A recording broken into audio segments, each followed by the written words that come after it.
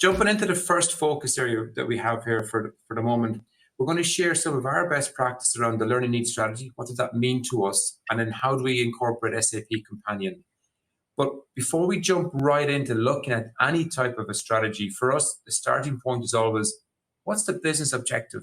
What are we trying to achieve with this? Why are we implementing SAP Enable now?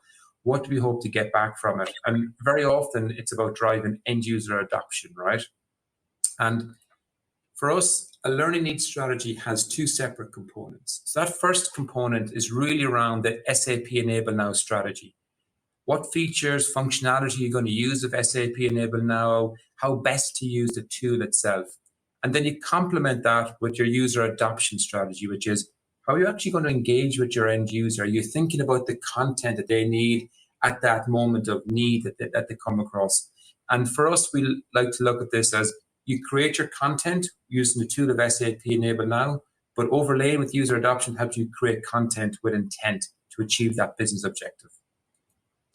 So sticking on the topic of the user adoption strategy, I'm sure for those of you who've been working this for a while, you'll see there's lots of different strategies out there. One that we've come across that we quite like are the 5 moments of need.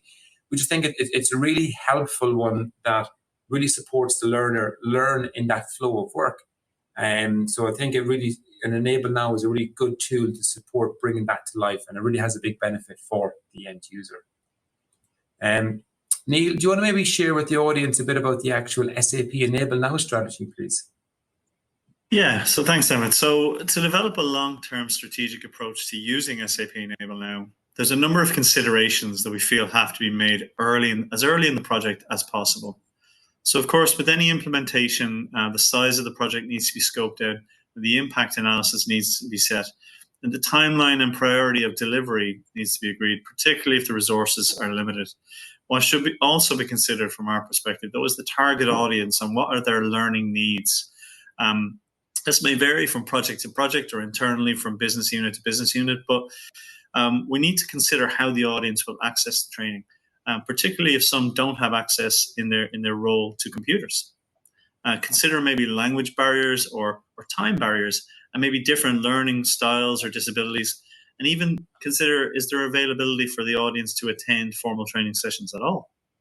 On the other side of the strategy, we're constrained by the budget, so the resources available to us. This is both in content creation and in content delivery, such as, have we got internal super user trainers, or do we need to get external experts to come in and help deliver the training? We need to be more aware of these and how they can change from project to project. And finally, together with all these considerations, it's really important from a strategic standpoint that we structure our work area in the correct way right from the start. Consider the long-term user access to our content, and so establish publishing protocols. We need to ensure consistency by setting out templates in our SAP Enable Now resources and set them up the correct way. And also that will help make them easier to update in the future if needed, which it often is. We need to make the authoring and maintenance process as efficient and problem-free as possible for our authoring teams.